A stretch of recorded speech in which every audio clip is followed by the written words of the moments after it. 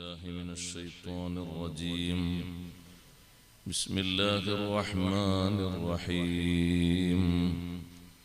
إن الذين جاءوا بالإفك عصبة منكم لا تحسبوه شرا لكم بل هو خير لكم لكل امرئ منهم ما اكتسب من الإثم والذي تولى كبره منهم له عذاب عظيم.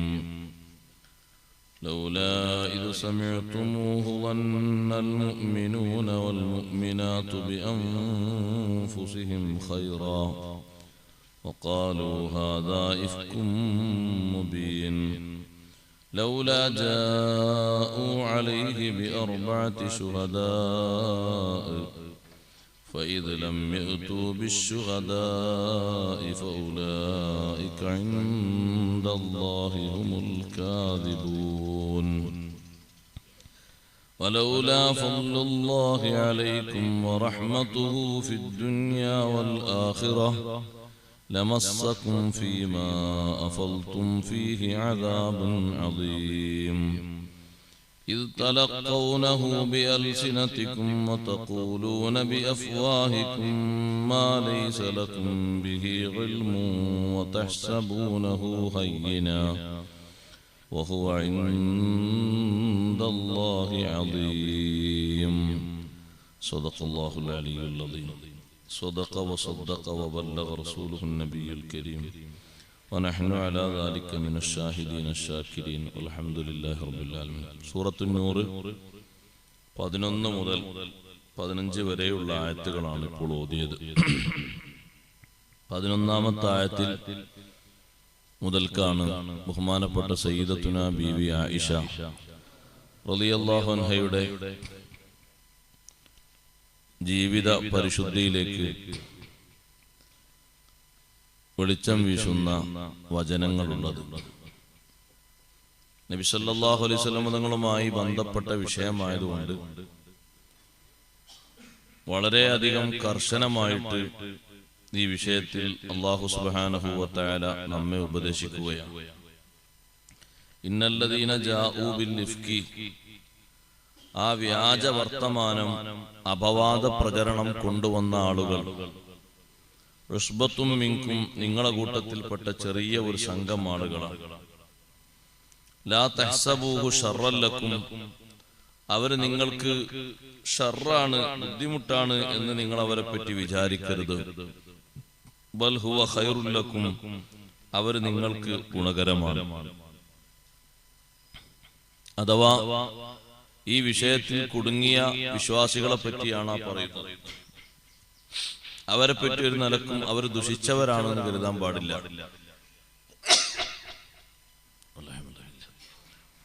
അവര് നിങ്ങൾക്ക് ഖൈറാണ്. ബൽ ഹുവ ഖൈറുൽ ലക്കും ലികുല്ലി ഇംരിഇൻ മിൻഹും മക്തസബ മിനൽ ഇസ്ം, അവരെ കൂട്ടത്തിൽ ഓരോ മനുഷ്യന്മാർക്കും അവരവർ സമ്പാദിച്ച കുറ്റമുണ്ട്.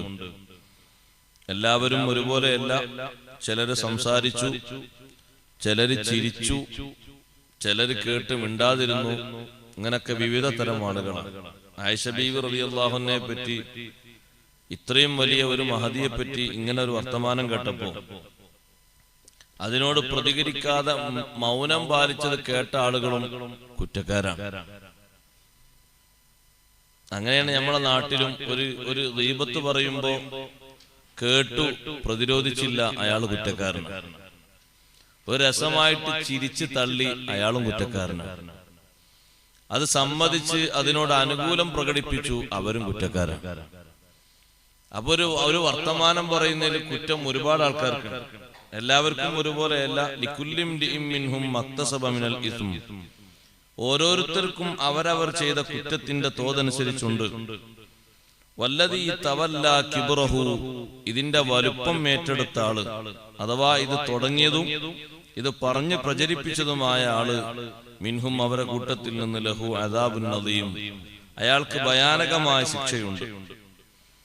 അതുകൊണ്ടാണ് ചില റിപ്പോർട്ടുകളിലൊക്കെ ഈ വിഷയം തുടങ്ങി പറഞ്ഞ അബ്ദുല്ലാഹി ബിൻ ഉബയ്യ് ബിൻ സലൂൽ എന്ന മുനാഫിഖിനെ മറ്റുള്ളവരെ അടിക്കും പോലെയല്ല അടിച്ചത്, 160 അടി അടിച്ചിട്ടുണ്ട്. ബാക്കിയുള്ളവരൊക്കെ 80 അടി അടിച്ചത്. അബ്ദുല്ലാഹി ബിൻ ഉബയ്യ് ബിൻ സലൂലാണ് ഇത് തുടങ്ങിയത്. മുനാഫിഖീങ്ങളുടെ കൂട്ടത്തിലെ നേതാവാണ്. തുടങ്ങിയ ആൾക്ക് അദാബുൻ അലീം ഉണ്ട് എന്നല്ലേ പറഞ്ഞ, വലിയ ശിക്ഷ. അപ്പൊ എല്ലാവർക്കും കൊടുക്കും പോലെ കൊടുത്താ പോരല്ലോ. ഇത് ബീവി ആയിഷ റളിയല്ലാഹു അൻഹയെ പറ്റിയുമാണ്. നമ്മൾ മനസ്സിലാക്കണം. ചില മഹാന്മാര് പറഞ്ഞു, ആയിഷ ബീവിയെ പറ്റി ഇങ്ങനെ തെളിഞ്ഞിരിക്കെ ഇനി ആരെങ്കിലൊക്കെ ഖദ്ഫ് പറഞ്ഞാൽ ഓലെ കൊല്ലണം, ബാക്കിയുള്ള ഉമ്മഹാത്തുൽ മുഅ്മിനീങ്ങളെ പറ്റി പറഞ്ഞാൽ ഓലെ ശിക്ഷിക്കണം. അങ്ങനെ ആയിഷ ബീവി റളിയല്ലാഹു അൻഹയും ഉമ്മഹാത്തുൽ മുഅ്മിനീങ്ങളും നിരപരാധികളാണ് എന്നത് വ്യക്തമായും തെളിഞ്ഞു. അല്ലാഹു അല്ലേ ആയത്തിറക്കിയത്, ഇനി ആർക്കും സംശയിക്കാനില്ലല്ലോ. സംഭവം നടന്ന ശേഷം അഥവാ ആയത്തിറങ്ങിയ ശേഷം ഇനിയും ആരോപണം കൊണ്ട് വരുന്ന ആൾക്കാരെ ഹുക്കുമാ പറഞ്ഞത്, അവർക്ക് ദീനിൽ യാതൊരു സ്ഥാനവുമില്ല. ഇബ്നു അബ്ബാസ് റളിയല്ലാഹു അൻഹു പറഞ്ഞു, അവരെ കൊല്ലുകയാണ് വേണ്ടത്. മറ്റു ചില പണ്ഡിതന്മാര് പറഞ്ഞു, ആയിഷ ബീവി റളിയല്ലാഹു അൻഹയുടെ വിഷയത്തിൽ മാത്രം പറയുന്നവരെ കൊല്ലണം, അല്ലാത്തവരെ ഹദ്ദടിക്കണം. എന്നാൽ അന്ന് സ്വഹാബത്തിന്റെ നിലപാട് നമ്മൾ മനസ്സിലാക്കണം. ഇങ്ങനെ ഒരു വിഷയം മദീനയിൽ സംഭവിച്ചപ്പോൾ സ്വഹാബത്ത് എന്തായിരുന്നു ഇതിനെ സംബന്ധിച്ച് ചിന്തിച്ചത്? സ്വഹാബത്തിനുണ്ടാകുന്ന ഒരു കാഴ്ചപ്പാട്. അബൂബക്കർ, ഉമർ, ഉസ്മാൻ, അലി റളിയല്ലാഹു അൻഹു തുടങ്ങുന്ന സ്വഹാബിമാരൊക്കെ ഈ വിഷയത്തിൽ എന്ത് നിലപാട് സ്വീകരിച്ചു? അവര് വളരെയധികം അഷ്റഫുൽ ഖൽഖ് സല്ലല്ലാഹു അലൈഹി വസല്ലം തങ്ങളുടെ മഹത്വം മനസ്സിലാക്കിയിട്ടാണ് പ്രതികരിച്ചത്. സിദ്ദീഖ് റളിയല്ലാഹു അൻഹു ഈ വിഷയത്തിൽ ഒന്നും സംസാരിച്ചില്ല. പറഞ്ഞവരെ പറ്റിയോ പറയാത്തവരെ പറ്റിയോ ഒന്നും മിണ്ടിയില്ല. ഏറ്റവും വലിയ ഒരു സൂക്ഷ്മതയാണ്. കാരണം നബി സല്ലല്ലാഹു അലൈഹി വസല്ലം തങ്ങളുമായി ബന്ധപ്പെട്ട വിഷയമായതുകൊണ്ട് അള്ളാഹു ഡയറക്റ്റായി ഇടപെടും, തീരുമാനിക്കും. എല്ലാ വിഷയം അങ്ങനെ തന്നെ. നബി തങ്ങളെ പറ്റി ആരെങ്കിലും ഒന്ന് സ്വകാര്യം പറഞ്ഞിട്ടുണ്ടെങ്കിൽ വരെ അള്ളാഹു അത് പരസ്യപ്പെടുത്തും. ആസിം ഇബ്നു വായിൽ എന്നുള്ള കൊടിയ മുശ്രിക്ക് ഒരു ദിവസം നബി തങ്ങളെ പറ്റി പറഞ്ഞ സ്വകാര്യാണ്. വേറൊരാളോട് പറഞ്ഞു, ഈ ദീന് കുറച്ചു കാലം ഉണ്ടാവും. കാരണം ദീന് പ്രചരിപ്പിക്കുന്ന നബി അബ്തറാണ്, പരമ്പരല്ല, ആൺകുട്ടികളൊന്നുമില്ല, ആൺകുട്ടികളൊക്കെ വഫാത്തായി പോയല്ലോ, അതുകൊണ്ട് കുറച്ചു കാലം ഉണ്ടാവില്ല എന്ന് സ്വകാര്യം പറഞ്ഞപ്പോ അള്ളാഹു അത് പരസ്യാക്കി. ഒരു സൂറത്തുണ്ട് ഇറക്കിയിട്ട്, ഇന്നാ അഅ്തൈനാകൽ കൗസർ ഫസ്വല്ലി ലിറബ്ബിക വൻഹർ ഇന്ന ശാനിയക ഹുവൽ അബ്തർ. നബിയെ, തങ്ങൾക്ക് നാം ധാരാളം സന്താനങ്ങളെ തന്നിരിക്കും. അത്ര സന്താനങ്ങൾ ലോകത്താർക്കും തന്നിട്ടില്ല. പേരക്കുട്ടികളെ വകുപ്പെടുത്തു നോക്കൂ, ഇന്നും അത് അവസാനിച്ചിട്ടില്ല. ആ പരമ്പരയിൽ വളരെ വലിയ വിശുദ്ധിയുള്ള മഹാൻ വരാനുണ്ട്. ബഹുമാനപ്പെട്ട ഇമാം മഹ്ദി റളിയല്ലാഹു അൻഹു സയ്യിദാണ്. സയ്യിദന്മാരെ കൂട്ടത്തിലെ വളരെ വലിയ മുത്താണ്. നബി തങ്ങൾ പ്രവചിച്ചിട്ടുണ്ട്, എന്റെ അതേ പേരുള്ള ജനങ്ങൾക്ക് ഏറ്റവും നല്ല ഭരണം കാഴ്ചവെക്കുന്ന ഭരണാധികാരി പിന്നീട് വരും. ഇസ്മി ഇസ്മുഹു, എന്റെ അതേ നാമമാണ് കുട്ടിയുടെ നാമം. ജനങ്ങൾ വിളിക്കുന്ന പേരാണ് ഇമാം മഹ്ദി എന്ന്. അത് തങ്ങളൊട്ടിയ ആസുബിന് വായിലിന്റെ പരമ്പരയിൽ ആരാളുള്ളത്? ആരുമില്ല. അതാണ് അവസാനം അള്ള കൊടുത്ത മറുപടി. അപ്പോഴാണ് ജനങ്ങൾക്ക് വിഷയം അറിയുന്നത്. ഇന്ന ശാനിഅക ഹുവൽ അബ്തർ. അവൻ പറഞ്ഞ അതേ പ്രയോഗത്തിൽ അള്ള മറുപടി പറഞ്ഞു. തങ്ങളെ ഷെയ്മുകേടാക്കുന്ന ആള്, തങ്ങളെ ആരോപിക്കുന്ന ആള്, തങ്ങളെ വിഷമിപ്പിക്കുന്ന ആള്, തങ്ങൾക്ക് പോരായ്മ കാണുന്ന ആള്, ഹുവൽ അബ്തറു, അവൻ വാലറ്റവനാണ്, ഗുണം മുറിഞ്ഞവനാണ്, ദുനിയാവിലും ആഖിറത്തിലും ഗുണം പിടിക്കാത്തവനാണ്. ഇത് സ്വകാര്യം പറഞ്ഞത് അള്ളാഹ് പരസ്യമാക്കിയതാണ്. കാരണം പറഞ്ഞത് ആരെ പറ്റിയ? ഹബീബ് റസൂലുള്ളാഹി സ്വല്ലല്ലാഹു അലൈഹി വസല്ലം തങ്ങളെ പറ്റി പറഞ്ഞതിന് ഒന്നിനും അള്ളാഹു വിട്ടുകൊടുത്തിട്ടില്ല. എമ്പാടുണ്ട് ഖുർആനിലെ തെളിവ്. വലീദ് ഇബ്നു മുഗീറ എന്ന് പറയുന്ന വലിയ പ്രഭാഷകനായിരുന്നു, മക്കയിലെ വലിയ പ്രഭാഷകൻ, വാചാലനായിരുന്നു. കുറച്ചൊക്കെ പഴയ കാലത്തെ വേദങ്ങളൊക്കെ അറിയുന്ന ജനങ്ങള് നടിച്ചിരുന്ന ആളെ. നബി തങ്ങളെ പറ്റി മജ്നൂൻ എന്നൊരു പരാമർശം നടത്തി. ചെറുതാ, ഒരു ശരിയായ ഒരു ചെറിയ ഒരു ആഫു ബുദ്ധിയുള്ള ആള് പോലും പറയില്ല. മജ്നൂൻ എന്നത് ചെറിയ ആരോപണമാണോ? അല്ലാഹു തആല വലീദിനെ ഓപ്പറേഷൻ ചെയ്തു. ഇതൊന്നും ഖുർആനിൽ നിലനിൽക്കുന്ന എന്തിനാണെന്നറിയോ നിങ്ങള്? ഇന്നും ഈ കാലത്തും ഏത് കാലത്തും അത്തരത്തിലുള്ള അവസരവാദികൾ വരും, യുക്തിവാദികൾ വരും. അവർക്കുള്ള മറുപടിയാണ്. അവർ പഠിച്ചോട്ടെ എന്ന് എഴുതിയിട്ടാണ്. ഇനി അതിന് സ്പെഷ്യലായിട്ട് ഖുർആൻ ഇറക്കണ്ട, ഇറക്കിയത് തന്നെ മതി. ആക്ഷേപിക്കുന്ന വിവിധ രൂപത്തിലുള്ള ആൾക്കാർ വരും, അവർക്കൊക്കെ മറുപടി ആയിട്ട് ഖുർആനുണ്ട്, ഓരോരുത്തർക്കും ഉണ്ട്. അപ്പോ വലീദ് ഇത് പറഞ്ഞപ്പോ അല്ലാഹു തആല വലീദിനെ ഇങ്ങനെ ഓപ്പറേഷൻ ചെയ്ത് ഇങ്ങനെ വന്നിട്ട് അവന്റെ ഓരോ സ്വഭാവങ്ങളും എണ്ണി പറഞ്ഞ് അല്ലാഹു തആല പറഞ്ഞു ഇതിനൊക്കെ പുറമോ ജാരസന്താനമാണെന്ന് പറഞ്ഞു. നിങ്ങൾ നോക്ക്, ആർക്കും തിരിയാത്തൊരു രഹസ്യമല്ലേ ഇത്. ജാരസന്താനം എന്നുള്ളത് തിരി ആർക്ക് മാത്രം? ഓന്റെ അമ്മക്ക് മാത്രമല്ലേ തിരിയുള്ളൂ. എന്തിനാണ് ഇപ്പൊ അല്ലാഹു തആല ഈ ഒരു രഹസ്യം പുറത്തെടുത്തത്?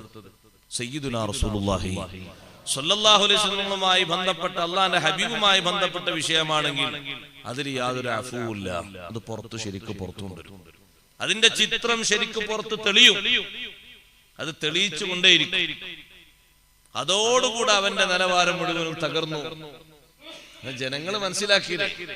ഇത് ആളുകൾ ഓതല്ലേ. വലിയൊരു കത്തി എടുത്തു ഉമ്മാനെടുത്ത് ചെന്നു.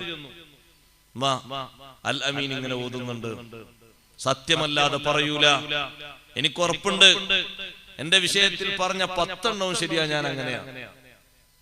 11ാമത്തിന് നിങ്ങൾ മറുപടി പറയണം. അല്ല, നിങ്ങൾ നേർക്കരെ പറയില്ലേ, ഈ കത്തിയോട് നിങ്ങൾ കഴുത്തണം വിട്ടു. മകന്റെ ഈ വാശിയും വീറും ഇങ്ങനെ തുടിച്ചു നിൽക്കുന്ന നേരം ഉമ്മ പറഞ്ഞു, മോനെ ഒന്നും ചെയ്യല്ലേ, ഞാൻ പറയാം, ഒന്നും ചെയ്യരുത്, ഞാൻ പറയാം. നിങ്ങൾ പറഞ്ഞു, പറഞ്ഞ നേരാകണം, നേരല്ലെങ്കിൽ വിട്ടു ഉറപ്പാണ്. കാരണം ഇപ്പുറത്ത് ഇത് ഓതുന്നത്, ആയത്ത് ഓതുന്നത് ആരാ? ഒരിക്കലും ജനങ്ങൾ ഒരു ചെറിയ ആശങ്കക്ക് പോലും വക നൽകാതെ വചനങ്ങളും പ്രവൃത്തികളും വിശുദ്ധിയോടെ കാണുന്ന നേതാവാണ്. അതുകൊണ്ട് ശരിക്കും പറയണം. ഉമ്മ പറഞ്ഞു, മോനെ ഞാൻ നിന്റെ വാപ്പയായിട്ട് കുറെ കാലം കൂടി, ഒരു കുട്ടി എനിക്കുണ്ടായി. അപ്പൊ എനിക്കൊരു കുട്ടി ഉണ്ടാകണമെന്ന താല്പര്യം കൊണ്ട് ഞാനൊരു ആട്ടിടയനുമായി ബന്ധപ്പെട്ടു. അതിൽ ജനിച്ച മോനാ നീ. ഇന്ന് നോക്ക് നിങ്ങൾ, ഖുർആൻ നമ്മളത് ഓതുന്നില്ലേ? തുല്യം ബാദദാലിക സനീൻ. ഞാനിത് പറയുന്നത് എന്തിനാണ്? ഇപ്പൊ അല്ലാഹു തആല ആയിഷ ബീവിന്റെ വിഷയത്തിൽ ഇങ്ങനെ ഒരു വിഷയം ഉണ്ടായപ്പോ 18 ആയത്ത് ഇറക്കിയത്. കാരണം ഇത് വിഷയം ആയിഷ ബീവിയുമായി മാത്രം ബന്ധപ്പെട്ടതല്ല, ഹബീബ് റസൂലുള്ളാഹി സ്വല്ലല്ലാഹു അലൈഹി വസല്ലമയുമായി ബന്ധപ്പെട്ട വിഷയമാണ്. അതിൽ നല്ലോണം സൂക്ഷ്മത പാലിക്കണം. ഈ വിഷയം പുറത്ത് പറഞ്ഞ ആൾക്കാരെ പറ്റി വരെ അല്ലാഹു തആല പറഞ്ഞു, അവര് മോശക്കാരല്ല, അവര് നല്ലവരാണ്. അവരെ കൊണ്ട് ഒരുപാട് വിഷയങ്ങൾ നിങ്ങൾക്ക് കിട്ടും. ആയിഷ ബീവിന്റെ മഹത്വം പുറത്തറിയിക്കാൻ ഇവര് പറഞ്ഞത് കാരണമായി. അതുവഴി ആ കുടുംബത്തിന്റെ മൊത്തം മഹത്വം മനസ്സിലാക്കാൻ ഒന്ന് മതിയല്ലോ. ഉദാഹരണത്തിന് ഒന്ന് മതിയല്ലോ. ആയിഷ ബീവിന്റെ ഒരു മഹത്വം മനസ്സിലാക്കിയാൽ തന്നെ മതി ഉമ്മഹാത്തുൽ മുഅ്മിനീൻ ബാക്കി എല്ലാവരുടെയും മഹത്വം മനസ്സിലാക്കാൻ. പക്ഷേ ഖുലഫാ ഉർ റാഷിദീങ്ങളൊക്കെ ആ വിഷയം നന്നായി ഗ്രഹിച്ചിട്ടുണ്ട്. ഉമർ റളിയല്ലാഹു അൻഹു വന്നിട്ട് പറഞ്ഞു, അല്ലാഹുവിന്റെ റസൂലേ, നബി തങ്ങൾ വീട്ടിലിരിക്കുകയാണ് ഈ സംഭവം നടന്നപ്പോൾ. ഞാനൊരു കാര്യം പറയട്ടെ, അനാ അഖ്തു ബികദിബിൽ മുനാഫിഖീൻ. ഈ വിഷയം പറഞ്ഞ് പരത്തുന്ന മുനാഫിക്കുകൾ പറഞ്ഞത് കളവാണ് എന്ന് ഞാൻ ഉറപ്പിച്ചു പറയും. എനിക്ക് എവിടുന്ന തെളിവ് എന്നറിയോ? മിൻ അന്ന ദുബാബ ലാ യഖ്റുബു ബദനക. തങ്ങളുടെ ശരീരത്തിലേക്ക് ഈച്ച വരാറില്ലല്ലോ നബിയേ, ഈച്ച വന്നിരിക്കാറില്ലല്ലോ അവിടുത്തെ പൂമേനിയിൽ. അതുകൊണ്ട് ഫൈദാ കാനല്ലാഹു സ്വാന ബദനക യുഖാലിതുഹു ദുബാബ്. ഈച്ച മ്ലേച്ഛമായ പലതിലും പോയിരിക്കുന്നത് കാരണം അത് തങ്ങളുടെ ശരീരത്തിൽ വന്നിരിക്കാൻ പറ്റാത്ത വിധം അല്ലാഹു ശരീരത്തെ സുരക്ഷിതമാക്കുന്നുണ്ടെങ്കിൽ ഒരിക്കലും തങ്ങളെ കൂടെ കിടക്കുന്ന ഒരു മഹദിക്ക് ഇത്തരത്തിലുള്ള ഒരു ദുസ്വഭാവം അല്ലാഹു നൽകില്ല നബിയെ. അങ്ങനെ ഉള്ള ഒരു പെണ്ണിനെ കൂടെ കടത്തുകയില്ല നബിയെ. ഫകൈഫ ബി അഹ്ലിക്. പിന്നെ അങ്ങനെ കുടുംബത്തിൽ ഇങ്ങനെ സംഭവിക്കും? ഒരിക്കലും സംഭവിക്കൂല. അപ്പറഞ്ഞ വാക്ക് കളവാണെന്ന് ഞാൻ ഉറപ്പിച്ചു പറയുന്നു. സയ്യിദുനാ ഉമർ ഇബ്നുൽ ഖത്താബ് റളിയല്ലാഹു അൻഹു മഹാനവർകൾ പറയുന്നു, ഞാൻ തെളിവെടുക്കുന്നതാണ്. ഈച്ച വന്നിരിക്കാത്തത് ഈച്ച മ്ലേച്ഛമായ പലതിലും പോയി കാലിടുന്നത് കൊണ്ടാണെങ്കിൽ കൂടെ കിടക്കുന്ന മഹദിയല്ലേ ബീവി ആയിഷ റളിയല്ലാഹു അൻഹ. ഇല്ല, ഇത്തരത്തിലൊരു ദുസ്വഭാവമുള്ളതിനെ തങ്ങളെ കൂടെ അല്ലാഹു കടത്തില്ല. എനിക്ക് ഉറപ്പാണ്. നിങ്ങൾ നോക്ക്, അവരെ വിശ്വാസത്തിൽ വലുതാണ്, അവർ ഈമാനത്തിൽ വലുതാണ്. അവർ കണ്ട മുഹമ്മദ് റസൂലുള്ളാഹി സ്വല്ലല്ലാഹു അലൈഹി വസല്ലം അതൊരു വേറെ തന്നെയല്ലേ. ഉസ്മാൻ ഇബ്നു അഫ്ഫാൻ റളിയല്ലാഹു അൻഹു വന്നു. മഹാനവർകൾ മുശാവറ നടത്തിയിട്ട് പറഞ്ഞു, അല്ലാഹുവിന്റെ റസൂലേ, അഖൽതു ബറാഅത ആയിഷ. ആയിഷ റളിയല്ലാഹു അൻഹയുടെ നിരപരാധിത്വം ഞാൻ മനസ്സിലാക്കിയിട്ടുണ്ട്. എവിടുന്ന്? മിൻ ലില്ലിക. തങ്ങൾക്ക് അല്ലാഹു നൽകിയ ലില്ലിൽ നിന്ന്. നിങ്ങളുടെ തണല് ഭൂമിയിൽ അല്ലാഹു തആല പതിച്ചില്ല. എന്തേ കാരണം? മറ്റൊരാൾ അതിനു മുകളിൽ ചവിട്ടരുത് എന്ന് കരുതിയിട്ട്. അങ്ങയുടെ തണലിന് പോലും അല്ലാഹു വിശുദ്ധി തന്നിട്ടുണ്ട്. തങ്ങൾക്ക് എന്തേ തണല് നൽകാതിരുന്നത്? നമ്മൾ മുന്നോട്ട് പോകുമ്പോ ബാക്കിൽ തണലുണ്ടാകും, പലരും അതിൽ ചവിട്ടും. തങ്ങളെ തണലിൽ പോലും ആരും ചവിട്ടിക്കൂടാ. അതുകൊണ്ടാണ് സൂര്യനിലേക്ക് തങ്ങൾ വെളിവായാലും ചന്ദ്രനിലേക്ക് വെളിവായാലും ഏത് പ്രകാശത്തിന് വെളിവായാലും തങ്ങൾക്ക് പ്രതിബിംബമില്ല. അപ്പൊ തങ്ങളെ നിയല് മറ്റൊരാൾ ചവിട്ടാത്ത വിധം അള്ളാഹു സുരക്ഷിതമാക്കിയിട്ടുണ്ടെങ്കിൽ കൂടെ കിടക്കുന്ന മഹദിക്ക് അള്ളാഹു എത്ര മഹത്വം തരണം. അതുകൊണ്ട് മുനാഫിക്കുകൾ പറയുന്നത് ശുദ്ധ സംബന്ധമാണ്. അതെ, അവരാണ് ശരിക്കും സൂക്ഷ്മശാലികൾ. ഇവരെ മനസ്സിലാക്കിയ മഹാന്മാർ നോക്ക് നിങ്ങൾ. ഇവര് സദാസമയത്തും കൂടെ നടക്കുകയും ഇരിക്കുകയും ചെയ്യുന്ന നേതാവല്ലേ ഹബീബ് റസൂലുള്ളാഹി സ്വല്ലല്ലാഹു അലൈഹി വസല്ലം. ആ വീട്ടിൽ ആയിഷ റളിയല്ലാഹു അൻഹയുടെ വീട്ടിൽ ഉമ്മഹാത്തുൽ മുഅ്മിനീങ്ങളുടെ വീട്ടിൽ ഒക്കെ കയറുന്ന തങ്ങളോടൊപ്പം സംസാരിക്കുന്നവരല്ലേ ഈ മഹാന്മാർ. ഇവർക്കറിയും പോലെ തങ്ങൾ ആർക്കറിയും? അവർ മനസ്സിലാക്കിയതുപോലെ ആര് മനസ്സിലാക്കി? അലി ബിൻ അബി ത്വാലിബ് റളിയല്ലാഹു അൻഹു വന്നു. മഹാനവർകൾ പറഞ്ഞു, നബിയെ ഞാനും അത് മനസ്സിലാക്കിയിട്ടുണ്ട്. കാരണം തങ്ങൾ ഇമാമായി നിസ്കരിക്കുമ്പോ ഞങ്ങൾ പിറകിൽ നിസ്കരിക്കുമ്പോ ജിബ്രീൽ അലൈഹിസ്സലാം ഒരിക്കൽ വന്നല്ലോ, തങ്ങളെ കാലിൽ നിന്ന് ചെരുപ്പ് ഊരാൻ പറഞ്ഞല്ലോ. എന്തേ കാരണം? ഞങ്ങൾ വിചാരിച്ചു ചെരുപ്പ് ധരിച്ച് നിസ്കരിക്കാൻ പറ്റൂല എന്ന് കരുതിയിട്ടായിരിക്കും. നിസ്കാരം കഴിഞ്ഞ് ഞങ്ങൾ ചോദിച്ചപ്പോ തങ്ങൾ പറഞ്ഞു, കാലിന്റെ ചെരുപ്പിൽ നജസ് ഉണ്ടായിട്ട് അത് ഒഴിവാക്കാൻ വേണ്ടി പറഞ്ഞതാണ്. അപ്പൊ കാലിൽ ധരിച്ച ചെരുപ്പില് നജസ് വന്നപ്പോൾ പ്രാർത്ഥനയുടെ സമയത്ത് അത് ഒഴിവാക്കാൻ വേണ്ടി പറഞ്ഞെങ്കിൽ അത് കൂടെ ധരിച്ച് പലപ്പോഴും ഒഴിവാക്കുന്ന ഒന്നല്ലേ ചെരുപ്പ്. പക്ഷേ കൂടെ കിടക്കുന്ന മഹദിയിൽ എങ്ങനെ ഇതുപോലത്തെ അസ്പൃശ്യമായ സ്വഭാവങ്ങൾ ഉണ്ടാകും? ഒരിക്കലും ഉണ്ടാകൂല. അവരൊക്കെ തെളിവെടുത്തു പറയുന്നത് സ്വഹാബിമാർ കണ്ട കാഴ്ചപ്പാട് ചെറുതല്ല. നിങ്ങൾ നോക്കവരെ ഈമാനത്ര വലുതാണ്. ഇങ്ങനെ ഒരു സംഗതി വലിയ വലിയ ആളുകളിൽ നിന്നുണ്ടാകുമ്പോ നമ്മൾ സംസാരിച്ചിട്ട് നമ്മളെ അമല് ബാത്തിലാക്കരുത്. നമ്മുടെ കേരളത്തിന്റെ സാഹചര്യത്തിൽ ഒരു സയ്യിദിനെ സംബന്ധിച്ചും ഒരു മഹാപണ്ഡിതനെ സംബന്ധിച്ചും ഇങ്ങനെ തന്നെ എഴുതി വിട്ടിട്ടുണ്ട്. പലരും ആരോപിച്ചിട്ടുണ്ട്, അതിൽ കുടുങ്ങിയവരുണ്ട്. നമ്മൾ അന്നും പറഞ്ഞിരുന്നു, വേണ്ട അമല് മുഴുവനും പോക്കിക്കളയണ്ട, ഇരുന്ന് സംസാരിക്കാൻ നല്ല സുഖമാണ്. അത് പലരും എഴുതും, പലരും പറയും. ഒരുപക്ഷെ ആ ആവർത്തനങ്ങൾ ഇന്നും ഒരുപക്ഷെ പറഞ്ഞിങ്ങനെ തുപ്പിക്കളയുന്നവരുണ്ടാകും. മനസ്സിലത് വെച്ച് സ്വകാര്യം പറയുന്നവരുണ്ടാകും. വളരെ കരുതണം. എല്ലാവരെയും ഖദ്ഫ് പറയുന്നത് ഒരുപോലെയല്ല. വലിയ വലിയ ആളുകളെ പറയുമ്പോ അതിന്റെ ഡിഗ്രി കൂടും. സാധാരണ ഒരാണിനെയും പെണ്ണിനെയും ഗീബത്ത് പറയുന്നത് ഹറാമാണ്. വലിയ വലിയ ആളുകളെ പറയുമ്പോഴോ കബീറത്താണ്, വൻകുറ്റമാണ്. തൗബയില്ലാതെ അവരെ പൊരുത്തപ്പെടിക്കാതെ തൗബ ചെയ്യാതെ അള്ളാഹു പൊറുക്കൂലെന്നർത്ഥം. എന്നാ അതേ സിസ്റ്റത്തിലേക്ക് ഇതും വരും. ഇത് ചെറിയ വിഷയമല്ല, വലിയ വിഷയമാണ്. അള്ളാഹു ഇവിടെ ഉപദേശിക്കുന്ന ഉപദേശം നോക്ക് നിങ്ങൾ. ഇനി ലോകത്തുള്ള മുഅ്മിനീങ്ങൾ ഇങ്ങനെ ഒരു വിഷയം കേൾക്കുമ്പോ എന്ത് ചെയ്യണം? അള്ളാഹു പറയുന്നു 12-ാമത്തെ ആയത്ത്, വലൗലാ ഇദ് സമീഅ്തുമൂഹു ളന്നൽ മുഅ്മിനൂന വൽ മുഅ്മിനാതു ബിഅൻഫുസിഹിം ഖൈറാ. ഇങ്ങനെ ഒരു വാർത്ത കേൾക്കുമ്പോൾ എന്തേ നല്ലതെന്ന് വിചാരിച്ചൂടെ? അങ്ങനെ വിചാരിച്ചൂടെ? നമുക്ക് ഒരാളിൽ നിന്ന് എന്തെങ്കിലും ഡേഞ്ചർ കേസ് കേൾക്കുമ്പോ അങ്ങനെ ഉണ്ടായിട്ടുണ്ടാകൂല എന്നൊന്ന് കരുതി എന്താ? അല്ലല്ല, അങ്ങനെ ഉണ്ട്, അങ്ങനെ ഇല്ലാതെ പോലെ പറയും. ഉണ്ടായിട്ടുണ്ടാവൂല, ഒരു ഹൈറാണ് വിചാരിച്ച എന്താ കുഴപ്പം? നമ്മളെ കൽബിന് കുഴപ്പം വരാനല്ലോ, നമ്മക്കതുകൊണ്ട് യാതൊരു ദോഷം വരാനല്ലോ. അല്ലാഹു തആല പറയാണ്, ഇങ്ങനെ ഒരു സംഭവം കേട്ട് കഴിഞ്ഞാൽ വന്നൽ മുഅ്മിനൂന വൽ മുഅ്മിനാത്ത്, ഈമാനുള്ള ആണുങ്ങളും പെണ്ണുങ്ങളും എന്തേ ഒരു നന്മ വിചാരിച്ചാൽ. നാട്ടിലൊരു സംഭവം കേൾക്കുമ്പോൾ നമ്മൾ അതിൽ പ്രതിയല്ല. പ്രതിയാണെങ്കിൽ തന്നെ പറയാൻ പറ്റൂല്ലേ? അതിനനുസരിച്ചുള്ള സാക്ഷികളും മറ്റും വേണം. കേൾവിന്റെ അടിസ്ഥാനത്തിൽ പറയരുത്. നല്ലത് വിചാരിച്ചാ എന്താ? നമ്മളത് അറിയില്ലല്ലോ.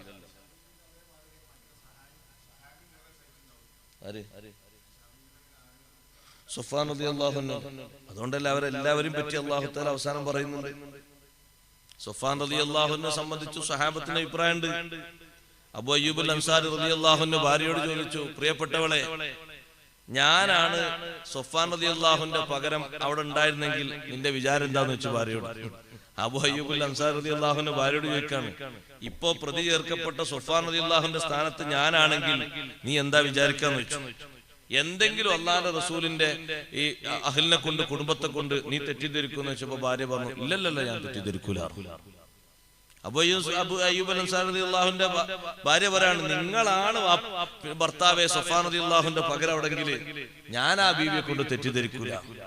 എന്നിട്ട് ഭാര്യ തിരിച്ചു ചോദിച്ചു, ആയിഷ ബീവിന്റെ പകരം ഞാനാണെങ്കിൽ ഞാൻ അങ്ങനെ മുത്തുനബിയെ അങ്ങനെ വഞ്ചിക്കും നിങ്ങൾക്ക് ധാരണ വെച്ചു? ഇല്ല എന്ന് തിരിച്ചു ഭർത്താവും പറയാം. എങ്കിൽ നമ്മളെക്കാൾ എത്ര പരിശുദ്ധിയുള്ളവരാണ് ആയിഷ ബീവിയും സഫ്വാൻ റളിയല്ലാഹു അൻഹുവും, അവരിൽ നിന്ന് അങ്ങനെ സംഭവിക്കൂല.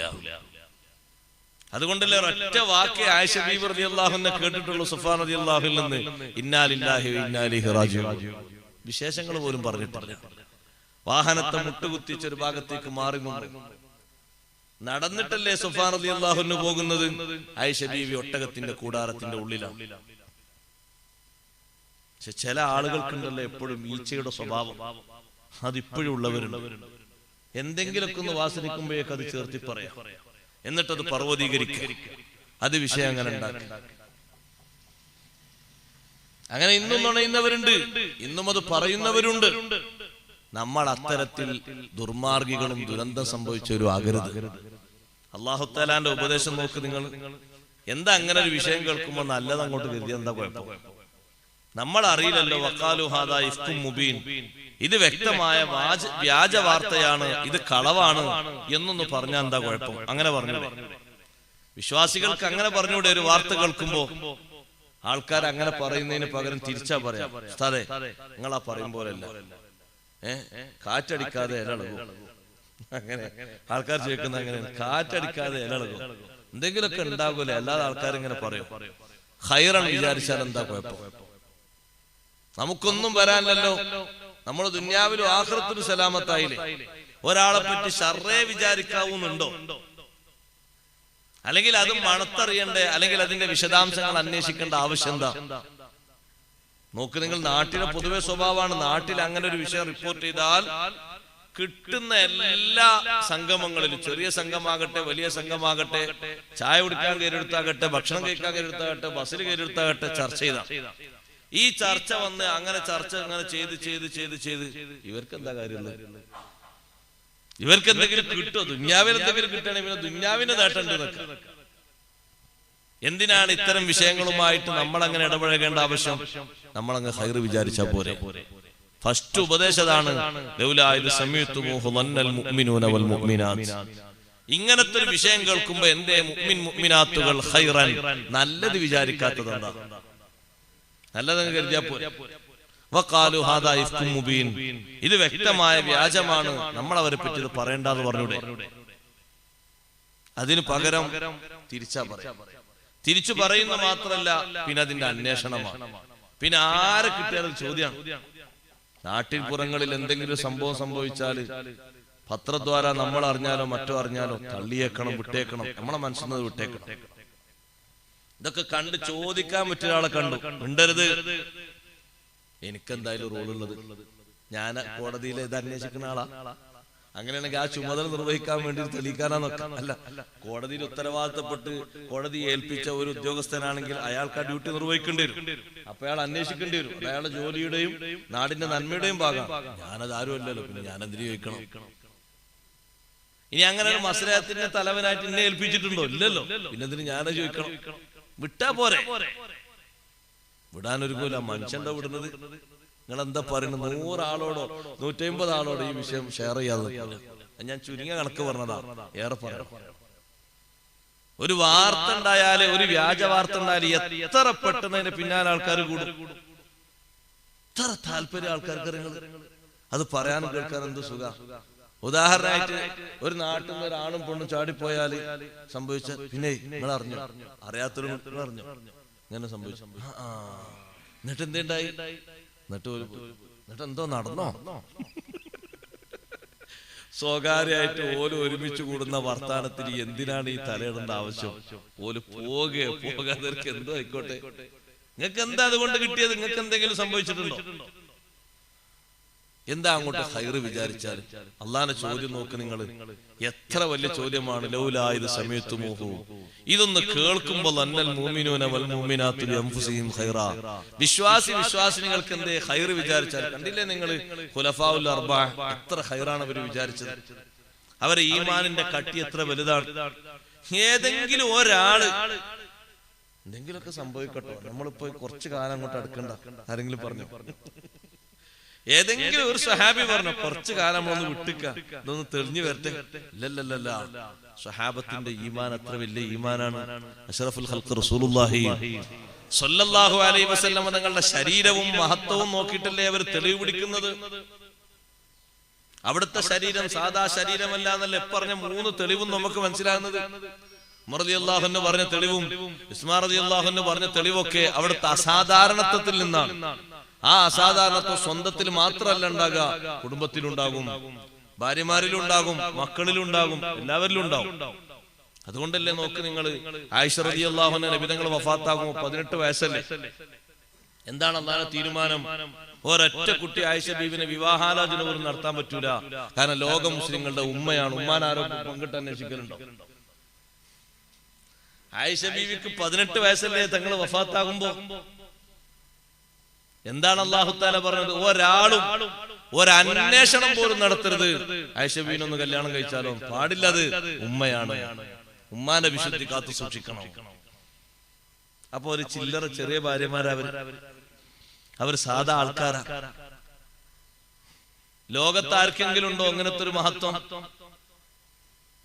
ഒരു ഭർത്താവ് മരണപ്പെട്ടു പോയ വേറെ ഏതെങ്കിലും പെണ്ണിനെ ഇങ്ങനെ കല്യാണം കഴിക്കണ്ടെന്നുള്ള നിയമമുണ്ടോ? വലാൻ തൻകിഹു അസ്വാജഹു മിൻ ബഅദിഹി അബദ.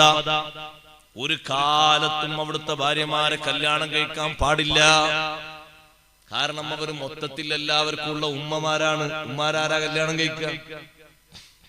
എത്ര പ്രത്യേകതയാണ് ഈ നൽകിയത്! ഇത് ചെറിയ സവിശേഷത. അപ്പൊ ഈ മഹത്വം നൽകിയ ഈ മഹതിമാര് ഇവർ സാധാരണ ആൾക്കാരല്ല. ഇവരെ പറ്റി ചിന്തിച്ച് വിചാരിച്ചാൽ വിഷയം കുറച്ച് കടുപ്പമേറിയതാണ്.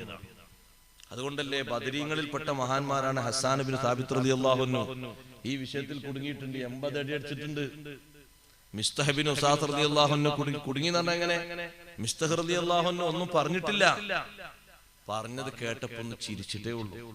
80 അടി അടിച്ചിട്ടുണ്ട്. ആ വിഷയത്തിന്റെ ഗൗരവം ഞാൻ പറഞ്ഞില്ല നേരത്തെ. ഒരു ഗീബത്ത് പറയുമ്പോ ചിരിച്ചാ മതി, ഞാൻ പറഞ്ഞിട്ടില്ലല്ലോ എന്ന് ആഖിറത്ത് പറയാൻ പറ്റും. നീ എന്തിനാ ചിരിച്ചെന്ന് ചോദിക്കും. അവിടെ കേട്ടിരുന്നാ മതി. അങ്ങനൊക്കെ ഉണ്ടല്ലേ, കേട്ടിങ്ങനെ ഇരുന്നാ മതി. എന്തേ പ്രതികരിക്കാതിരുന്നു ചോദിക്കും. പോയിക്കൂടാനില്ലേ? പോകാൻ എനിക്ക് കാലില്ലേ, എന്തേ പോകാതിരുന്നത്? നീ എന്തിനാ കേട്ടിരുന്നത്? അവിടെ ആ പച്ചറച്ചി നിന്ന് നല്ല രസമുള്ളതുകൊണ്ടല്ലേ കേട്ടിരുന്നത്. പോയിക്കൂടാനില്ലേ? പ്രതികരിച്ചൂടായിരുന്നില്ലേ? അല്ലാഹു തആല ചോദിക്കും, എന്തേ പ്രതികരിക്കാതിരുന്നത്? പിന്നെ എന്തിനാ എനിക്ക് നാവും കൽബൊക്കെ തന്ന എന്തിനാ? അപ്പൊ പറഞ്ഞവര് മാത്രല്ല, ചിരിച്ചിട്ടേ ഉള്ളൂ. ചിരിച്ച മഹാനാണ് മിസ്തഹ് ഇബ്നു ഉസാത്ത് റളിയല്ലാഹു അൻഹു. മിസ്തഹ് എന്നുള്ള പേര് ബദരീങ്ങളിൽ നമ്മൾ എണ്ണലില്ലേ? ബദരീങ്ങളിൽ പെട്ട മഹാനാണ്. 80 അടി അടിച്ചിട്ടുണ്ട്. ശറഈന്റെ ഹുക്ം എല്ലാവർക്കും ബാധകമാണ്. ആണുങ്ങൾ മാത്രമല്ല, പെണ്ണുങ്ങളും ഇതിൽ കുടുങ്ങിയിട്ടുണ്ട്. ഹംന ബിൻത് ജഹ്ഷ് റളിയല്ലാഹു അൻഹാ, ഹംന ബീവി ഇതിൽ കുടുങ്ങിയൊരു മഹദിയ. അത്രയും വലിയ പ്രചരണല്ലേ ഇതിനെ പറ്റി നടത്തുന്നത്. മുനാഫിക്കുകൾ അതിനെ കച്ച കെട്ടി ഇറങ്ങിയിരിക്കുകയാണ്. പക്ഷേ സ്വഹാബത്ത് വേണ്ട വിധം കാര്യങ്ങളൊക്കെ നല്ലോണം ആ വിഷയം ശ്രദ്ധിച്ച് അവരാ കാര്യങ്ങൾ തീരുമാനമെടുത്തു. നബി തങ്ങൾ മദീനത്തെ പള്ളിയിൽ യോഗം വിളിച്ചു. യോഗത്തിൽ ആരാ കാര്യമായിട്ടുണ്ടാക്കുക? മദീനയിൽ 2 കുടുംബാണുള്ളത്. അൻസാറുകൾ 2 കുടുംബം, ഔസ് ഖസറജ്. ഔസ് ഗോത്രക്കാരിൽ നിന്നൊരു പ്രമുഖൻ എണീറ്റ് നിന്നിട്ട് പറഞ്ഞു, നബിയെ, ഈ വിഷയത്തിൽ ഇടപെട്ട ആള് ഞങ്ങളെ കൂട്ടത്തിലാണെങ്കിൽ തങ്ങൾ പറഞ്ഞാൽ മതി, ഞങ്ങൾ കൈകാര്യം ചെയ്യും. കൊല്ലണോ? ഞങ്ങൾ കൊല്ലും. എന്താ തങ്ങൾ ശിക്ഷ പറയുന്നത്? ഞങ്ങൾ നടപ്പിലാക്കും. ഞങ്ങളെ സഹോദരന്മാരായ ഖസറജ് ഗോത്രത്തിലാണെങ്കിലോ തങ്ങൾ പറഞ്ഞാൽ മതി, ഞങ്ങൾ ചെയ്യും. അപ്പൊ ഖസറജ് ഗോത്രക്കാരെണീറ്റ് നിങ്ങളൊന്നും ചെയ്യൂല, ഞങ്ങൾ തന്നെ ചെയ്തോളാം. ഞങ്ങളെ കുടുംബത്തിന്റെ കാര്യങ്ങളൊക്കെ ഞങ്ങൾ ചെയ്തോളാം. പക്ഷെ ചെയ്യുന്നിടത്ത് തർക്കല്ല. അവർ തമ്മിൽ ഈ വിഷയത്തിൽ ചെറിയ വാക്കേറ്റുണ്ടായി. നബി സല്ലല്ലാഹു അലൈഹി വസല്ലം തീരുമാനത്തിലല്ല, അവർ തമ്മിൽ ഈ വിഷയത്തിൽ വാക്കേറ്റുണ്ടായപ്പോ തങ്ങൾ പറഞ്ഞു, നിങ്ങളാരും ഇതിൽ ഇടപെട്ട് സംസാരിക്കേണ്ട, എല്ലാവരും നിശബ്ദരായിരിക്കുന്നു. അവരോടും തങ്ങൾ കാര്യങ്ങൾ അന്വേഷിച്ചപ്പോഴും എല്ലാവരുടെ ഭാഗത്തുനിന്നും കിട്ടിയ മറുപടി നോക്ക് നിങ്ങൾ. ഞങ്ങളെ കൂട്ടത്തിൽപ്പെട്ട ആളാണെങ്കിൽ തങ്ങൾ പറഞ്ഞാൽ മതി, ഞങ്ങൾ വകവരുത്തും. അപ്പൊ എത്രമാത്രം വലിയ ഉറപ്പും എത്രമാത്രം വലിയ ഈമാനുണ്ട് സ്വഹാബത്തിന്. അവരാരെങ്കിലും ഒന്ന് ചിന്തിച്ചോ? എന്തെങ്കിലുമൊക്കെ സംഭവിച്ചിട്ടുണ്ടാകും? ഇല്ല, നല്ല ധാരണയാണ്. അല്ലാഹു അതാ പറഞ്ഞത്. രണ്ടാമത്തെ ചോദ്യം നോക്ക് നിങ്ങൾ. വലൗലാ ജാഉ അലൈഹി ബിഅർബഅതി ശുഹദാ. എന്തേ അവർ 4 സാക്ഷികളെ കൊണ്ടുവരാതിരുന്നത് എന്നാണ് ചോദ്യമാണ്. ഇങ്ങനെ ഒരു വിഷയത്തിന് 4 സാക്ഷികൾ വേണ്ടേ എന്തേ വരാതിരുന്നത്? അവര് സാക്ഷികളെ കൊണ്ടുവരാത്ത പക്ഷം അവർ അല്ലാഹുവിന്റെ പക്കൽ അവർ കള്ളന്മാരാണ്, കള്ളം പറയുന്നവരാണ്, കാദിബീങ്ങളിൽപ്പെട്ടവരാണ്. 4 സാക്ഷികൾ. വിഷയം സ്ഥിരീകരിക്കാനാ പറഞ്ഞത്, മറ്റുള്ളവരോട് പറയാൻ പറ്റൂല. വിഷയം കോടതിയിൽ സ്ഥിരീകരിക്കാൻ ഇങ്ങനൊന്ന് നടന്നിട്ടുണ്ട് എന്ന് മസ്ലഹത്തിന്റെ ആളുകൾക്ക് പറയാൻ, അല്ലെങ്കിൽ കേസ് പറയാൻ എത്ര സാക്ഷി വേണം? 4 സാക്ഷി. 4 സാക്ഷികളും നല്ല കാഴ്ച ഉള്ളവർ. ഒരാൾ കാഴ്ചക്ക് അല്പം കുറവുണ്ട് പറ്റില്ല. അതും മറയില്ലാത്ത രൂപത്തിൽ, തെളിഞ്ഞ രൂപത്തിൽ കാണുന്നവരാണ്. അപ്പോഴല്ലേ ആൾക്കാർ ചോദിക്കും, ഉസ്താദ് എങ്ങനെയൊക്കെ സംഭവിക്കും, ഇങ്ങനെയൊക്കെ ആരോ നിൽക്കും. അങ്ങനെ നിന്നെങ്കിൽ പറഞ്ഞാൽ പോരെ, നിങ്ങൾ എന്തിനാ എല്ലായിടത്തും പോയി ചൂരും പാടി നോക്കേണ്ട ആവശ്യം? മനുഷ്യന്റെ സീക്രട്ട് അവരും അള്ളാഹു തആലയായിട്ട് വിട്ടാ പോരെ. നമ്മൾ എന്തിനാ അതിൽ കൈകടത്തേണ്ട ആവശ്യം? നമ്മളുമായിട്ട് ബന്ധപ്പെട്ട ഒരു വിഷയത്തിലാണെങ്കിൽ അങ്ങനെ ചെയ്താൽ പോരെ. ഇതിന്റെ തൊട്ടു മുമ്പ് നിങ്ങൾ കണ്ടില്ലേ, നേർക്ക് നേരെ കണ്ട സ്വഹാബിയാണ് ഹിലാൽ റളിയല്ലാഹു അൻഹു. ഹിലാൽ ഇബ്നു ഉമയ്യ റളിയല്ലാഹു അൻഹു വീട്ടിൽ വരുമ്പോ നേർക്ക് നേരെ കാണാണ് സ്വന്തം ഭാര്യ മറ്റൊരാളുമായിട്ട് ബന്ധപ്പെടുന്നത്, പച്ചയായി കാണുകയാണ്. അതുകൊണ്ടാണ് ആ സ്വഹാബി പറഞ്ഞത്, എന്നെ അല്ലാഹു തആല ശിക്ഷിക്കൂല ഈ വിഷയത്തില്. എന്നെ നേരത്തെയും അല്ലാഹു തആല സത്യം പറഞ്ഞതിന്റെ പേരിൽ ശിക്ഷിച്ചിട്ടില്ല, അതുകൊണ്ട് ഇതിലും ശിക്ഷിക്കൂല, അതെനിക്ക് ഉറപ്പുണ്ട്. അപ്പോഴാണ് അല്ലാഹു തആല ആദ്യമായിട്ട് ചരിത്രത്തിൽ ലിആൻ എന്ന് പറയുന്ന സമ്പ്രദായത്തിന് അല്ലാഹു തആല തുടക്കം കുറിക്കുന്നത്. അപ്പൊ ഹിലാൽ ഇബ്നു ഉമയ്യ റളിയല്ലാഹു അൻഹു അംഗീകരിച്ച സ്വഹാബത്ത് വല്ലാത്തൊരു സ്വഹാബിയാണ്, വല്ലാത്ത ധൈര്യം തന്നെ. ഞാൻ കണ്ടിട്ടുണ്ടെന്നുള്ള ഉറപ്പാ. നേരത്തെയും ഞാൻ തബൂക്ക് യുദ്ധത്തിൽ പങ്കെടുക്കാത്തതിന്റെ പേര് സത്യം പറഞ്ഞിട്ട് അല്ലാഹു തആല എന്റെ തൗബ സ്വീകരിച്ചിട്ടുണ്ട്. എനിക്കൊരു ശിക്ഷയും തന്നിട്ടില്ല. 50 ദിവസമാണ് തൗബ ചെയ്തത്. എന്നാൽ ഇന്നും ഞാൻ പറയുന്ന സത്യമാണ്, അല്ലാഹു എന്നെ ശിക്ഷിക്കൂല എന്ന് ഉറപ്പാ. ദുനിയാവിലും ശിക്ഷിക്കൂല, ആഖിറത്തിലും ശിക്ഷിക്കൂല. പക്ഷെ കോടതിയിൽ ശിക്ഷ നടപ്പിലാക്കാൻ ഇത് പോരല്ലോ. ഈ ഒരു ഭർത്താവിന്റെ സമ്മതം പോരല്ലോ. അല്ലെങ്കിൽ പിന്നെ ആ പെണ്ണ് സമ്മതിക്കണം. പെണ്ണ് സമ്മതിക്കുന്നില്ല, പ്രതി കുറ്റം സമ്മതിച്ചാൽ മതി, സമ്മതിക്കുന്നില്ല. അല്ലെങ്കിൽ 4 സാക്ഷികൾ. ഹിലാൽ റളിയല്ലാഹു അൻഹു ഒരു 3 ആളും കൂടി കൂട്ടിക്കൊരുമ്പോത്തിന് ഈ സംഗതി എങ്ങനെ ഉണ്ടാവും? അപ്പോഴാണ് അല്ലാഹു തആല പരിഹാരം നോക്കില്ല ആനർക്ക്.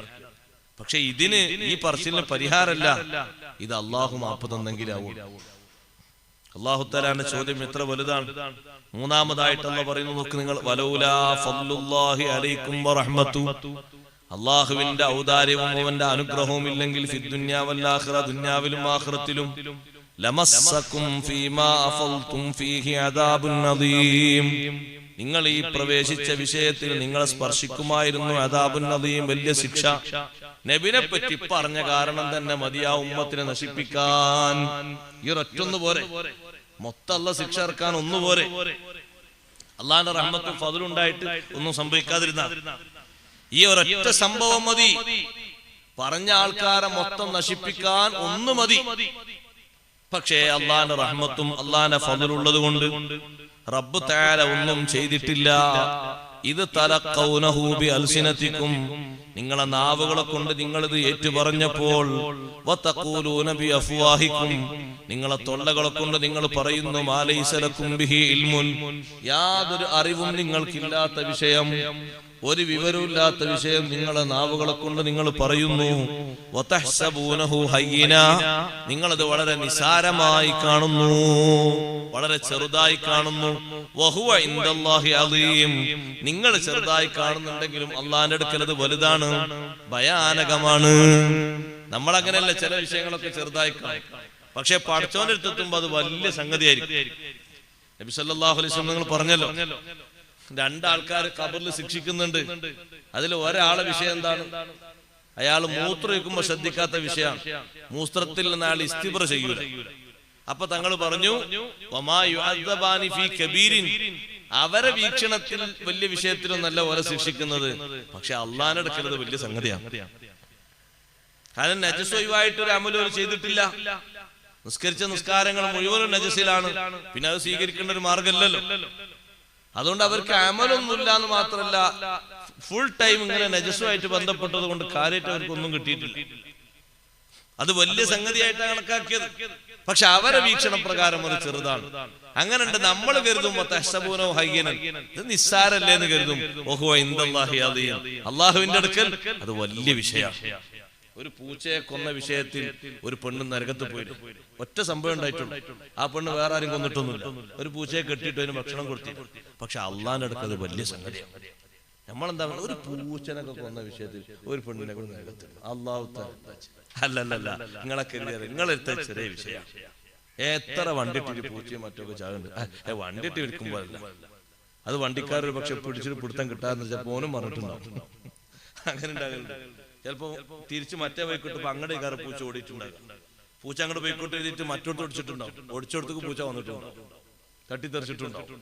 പക്ഷെ പൂച്ചയെ കെട്ടിട്ടിട്ട് പൂച്ചക്ക് ഭക്ഷണം കൊടുത്തില്ല എന്നുള്ളത് നിങ്ങൾ ലാഘവത്തോടെ കാണുന്നുണ്ടെങ്കിൽ ഓഹോ ഇൻദല്ലാഹി അദീം, അള്ളാന്റെ അടുക്കൽ വലിയ സംഗതിയാണ്. നിങ്ങൾ ചെറുതായിട്ടാ കാണുന്നത്. ഒരു പൂച്ചനല്ലേ കൊന്നു, അത് മതി. അപ്പൂച്ചയെ അള്ളാന്റെ മഖ്ലൂഖല്ലേ, അത് ഇതിന് ഭക്ഷണം കൊടുക്കണ്ടേ? ഇനി സ്വന്തം കൊടുത്തിട്ട് കെട്ടയിച്ച് വിട്ടൂടെ? ഏതെങ്കിലും പ്രാണികളെ തിന്നൂലേ? അത് ഏതെങ്കിലും ഇലകൾ കടിച്ചെങ്കിലും അത് തിന്നൂലേ? ഏതെങ്കിലും വെള്ളം കുടിച്ച് ജീവിക്കൂലേ? അപ്പൊ ഒറ്റ വിഷയം ഉണ്ടായിട്ടുള്ളൂ, ഇത് മതി. അതാണ് ഒരു ചെറിയ കാര്യം നിങ്ങൾ മനസ്സിലാക്കുന്നുള്ളൂ. ഓഹോ ഇൻദല്ലാഹി അദീം, അള്ളാഹുവിന്റെ അടുക്കൽ ഇത് ഭയാനകമാണ്. ഏത് ഇങ്ങനെ ഒരു വിഷയം, ഒരു ആരോപണം പറയുമ്പോ ചിരിച്ചു കൊടുക്കുന്നത് പോലും, മിണ്ടാതിരിക്കുന്നത് പോലും, പറയുന്നത് കേട്ടിട്ട് മൗനം അവലംബിക്കുന്നത് പോലും ഓഹോ ഇൻദല്ലാഹി അദീം, അള്ളാഹുവിന്റെ അടുക്കൽ വലിയ വിഷയമാണ് കേട്ടോ. നിങ്ങളെടുത്തത് ചെറുതാണ്. നാവോണ്ട് ഇങ്ങനെ പറയുമ്പോ ഇൽമുള്ളതേ പറയാവൂ. അല്ലാഹു തആല പറഞ്ഞ ശൈലി നോക്കി നിങ്ങൾ 15-ാമത്തെ ആയത്തിൽ, ഇത് തലഖൗനഹു ബി അൽസിനതികും വതഖൂലൂന ബി അഫ്വാഹികും, നിങ്ങളെ തൊള്ള കൊണ്ട് നിങ്ങൾ പറയുന്നു മാ ലൈസ ലക്കും ബിഹി ഇൽമുൻ, ഒരു അറിവില്ലാത്ത സംഗതി ഒരാൾ എന്ന് പറയുമ്പോൾ നിങ്ങൾ കണ്ടിട്ടുണ്ടോ? ഇല്ല. നമ്മണ്ടലി കണ്ടവരെ കണ്ടിട്ടുണ്ടോ? ഇല്ല. ഞാൻ അവിടുന്ന് കേട്ടാ. എവിടുന്ന് കേട്ട്? എവിടുന്ന് കേട്ടാ? എനിക്ക് വഹയ്യാണ്. ഞാൻ അങ്ങാടിയിൽ ഇങ്ങനെ കേൾക്കണൊക്കെ ഇവിടെ നിന്ന് പറയാനുള്ള ഇത് കണ്ടോ? ഒരാളെ അറിയാത്തൊരു സംഗതി നമ്മളോട് ഒന്ന് പറയാം. ഇത് കണ്ടോ? ഇല്ല. നമ്മണ്ടല്ലേ അത്ര മതി, സ്റ്റോപ്പാക്കിയാ മതി. ആൾക്കാരെങ്ങനല്ലേ നിങ്ങൾ അറിഞ്ഞു? മറ്റവരോട് എന്നിട്ട് എന്താ ഉണ്ടായി? എന്നിട്ട് ഓലൊക്കെ വിഷയം എന്തുണ്ടായി? ഓലൊക്കെ എന്തായി സംഗതി? അതിന്റെ മോരട് വരെ പോയിട്ട് ഇങ്ങനൊക്കെ സംഭവിച്ചില്ലേ? ഇങ്ങനെയാണ് ആൾക്കാർ. അവിടെ അറിവില്ലാത്തൊരു വിഷയമാണോ പറയുന്നത്? മിണ്ടാതൊക്കെ പറയാം. അറിവില്ലാത്തതൊന്നും പറയാൻ പാടില്ല. ഞാൻ അറിവുണ്ടായാൽ തന്നെ പറയേണ്ടടുത്തേ പറയാവൂ. അങ്ങനൊന്നും അറിവുണ്ടെങ്കിൽ തന്നെ പറയേണ്ടടുത്തേ പറയാവൂ. ഉദാഹരണമായിട്ട് ഒരാൾ കളവെടുക്കുന്ന നേർക്കുന്നേരം നമ്മൾ കണ്ടു. പരസ്യമായിട്ട് അങ്ങാടിയിൽ ഇറങ്ങിയിട്ട് പറയാൻ പറ്റും? അങ്ങാടിയിൽ ഇറങ്ങിയിട്ട് മൈക്കിട്ട് പരസ്യമായിട്ട് ഇന്നാള് കട്ടുക്കണോ പറയാനില്ല. അത് പറയാൻ പറ്റില്ല. അതിന് സാക്ഷികൾ വേണം. പക്ഷെ അതങ്ങനെ പറയേണ്ട സംഗതിയല്ല.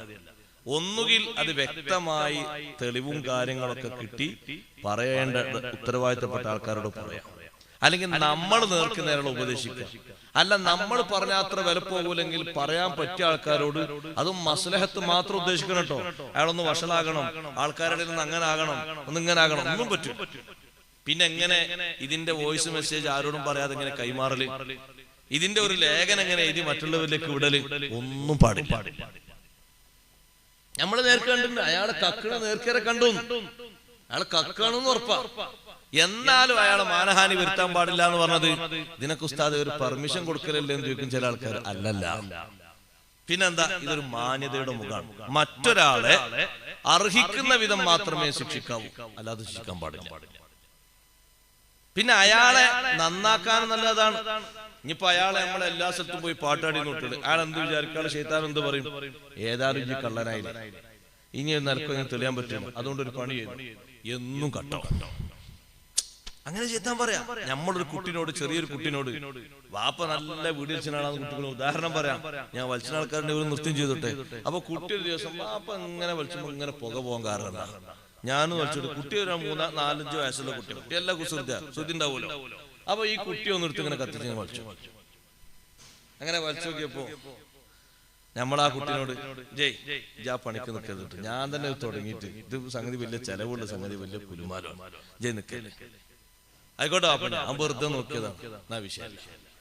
അതേ സമയത്ത് ആ കുട്ടി ഒരു 7ാം ക്ലാസ് 8ാം ക്ലാസ്സിൽ ഇങ്ങനെ എത്തുന്ന ആ കുട്ടിയെ സംബന്ധിച്ച് നമ്മളെ കൂട്ടുകാർക്കിടയിൽ ഇരിക്കുമ്പോ അവന് നമ്മൾ തുടക്കുന്ന തന്നെ അത് എന്റെ ബടുക്കൂസ് അതാ വരുന്നു, എന്റെ ബലാൽ അതാ വരുന്ന, എന്റെ മോനെ അറിയാതെ നമുക്ക് കിട്ടൂല അതാ വരുന്നു.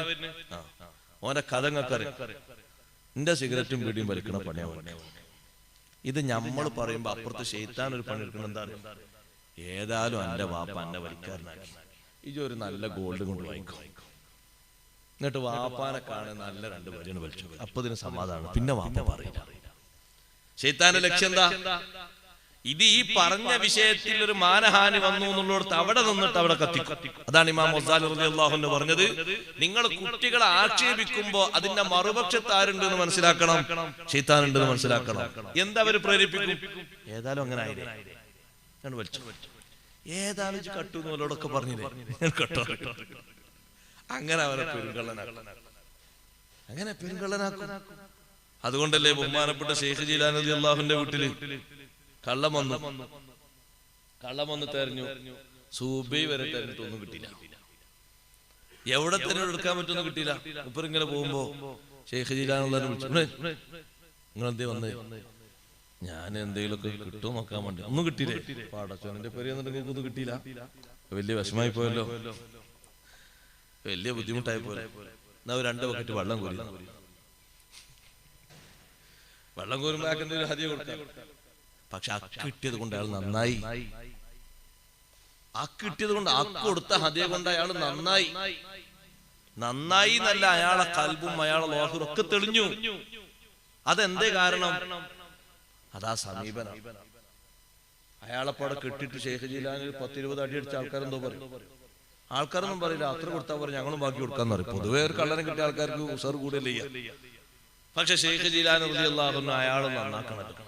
അയാൾ ഇങ്ങനെ ആയാൽ പറ്റില്ല. ഒന്നും എന്റെ പേരിലൊന്നും കിട്ടിയില്ല, ഒന്നും കിട്ടാതെ പോകാൻ എന്റെ പേരിൽ വന്നിട്ട് നിങ്ങൾക്കൊരു മോശമാണ്, എനിക്കൊരു മോശം. നിങ്ങൾ 2 ബക്കറ്റ് വെള്ളം കോരി അയാൾക്കൊരു ആദ്യം കൊടുത്ത് പോയിക്കൊള്ളി തറ. പക്ഷെ കിട്ടിയത് കൊണ്ട് അയാൾ നന്നായി. കാരണം ഞാൻ അധ്വാനിച്ചാൽ എനിക്ക് ഏതായാലും കൂലിയൊക്കെ കിട്ടുമല്ലോ, ഞാൻ പോട്ടെ വിചാരിച്ചു. അത് പരസ്യമായിട്ട് അത് അയാൾ അനുഭവം മറ്റുള്ളവരോട് പറഞ്ഞു, ഞാൻ അതുകൊണ്ടാണ് നന്നായത്. ഇത് പരസ്യമായിട്ട് ശൈഖ് ജീലാനി പിറ്റേന്ന് അങ്ങാടി കൂടെ ഇറങ്ങി, പിന്നെ ആ കാണാൻ മഹാകള്ളന എന്ന് പറഞ്ഞ അപ്പുറത്ത് ശൈത്താൻ എന്തിനാ ഏതായാലും കള്ളനാക്കി നീ മൊത്തം കട്ടും. അങ്ങനെയാണ്. അതുകൊണ്ട് ആ കുറ്റവാളികളെ കുറ്റത്തിന്റെ പേരിൽ പഠിക്കരുത് എന്ന് വിശുദ്ധ ഇസ്ലാം പറയുന്നു. കുറ്റക്കാരാണെങ്കിലും അവരിൽ ഏതെങ്കിലും നന്മകൾ മുൻതൂക്കമുണ്ടായിട്ട് രക്ഷപ്പെടാൻ ഒരു പഴുതുണ്ടാകും. അതുകൊണ്ട് പറയുന്നിടത്ത് വ്യക്തമായി ശ്രദ്ധിക്കണം. ബീവി ആയിഷ റളിയല്ലാഹു അൻഹക്ക് അല്ലാഹു തആല ഡയറക്റ്റ് ആയിട്ട് നിരപരാധിത്വം കൊടുത്തത് ഈ വിഷയത്തിൽ ആയിഷ റളിയല്ലാഹു അൻഹയും സ്വഹാബത്തൊക്കെ തീരുമാനിച്ച തീരുമാനം വല്ലാത്ത തീരുമാനമാണ്. അല്ലാഹു ഡയറക്റ്റ് ആയിട്ട് നിരപരാധിത്വം കൊടുത്ത ആളുകൾ 4 എണ്ണമുണ്ട്. 1-2 അല്ല. ഒന്ന് ബഹുമാനപ്പെട്ട നബിയുല്ലാഹി യൂസുഫ് അലൈഹിസ്സലാം. യൂസുഫ് നബി അലൈഹിസ്സലാമിന്റെ പിന്നാലെ പിടിച്ചു കയറിയ പെണ്ണ് സലീഹ. അങ്ങനെ പിടിച്ചു കയറിയിട്ട് യൂസുഫ് നബി അലൈഹി സ്വലാമിനെ വേണ്ട വിധം വശീകരിക്കാൻ നോക്കിയപ്പോ യൂസുഫ് നബി അലൈഹി സ്വലാം കുതറി ഓടി വാതിലെത്തിയപ്പോ വാതിലൊക്കെ ബ്ലോക്ക് ചെയ്തിട്ടുണ്ട്, ഭദ്രമായി പൂട്ടിയിട്ടുണ്ട്. പടച്ചോനെ വാതിൽ തുറക്കണമെങ്കിൽ ആ പെണ്ണ് തുറന്നേ. ഏതായാലും തുറക്കാൻ വേണ്ടി നോക്കുമ്പോ പുറത്തുനിന്നൊരു മുട്ടിങ്ങനെ. പുറത്തുനിന്ന് മുട്ടിയ പുറത്ത് ആളുണ്ടല്ലോ.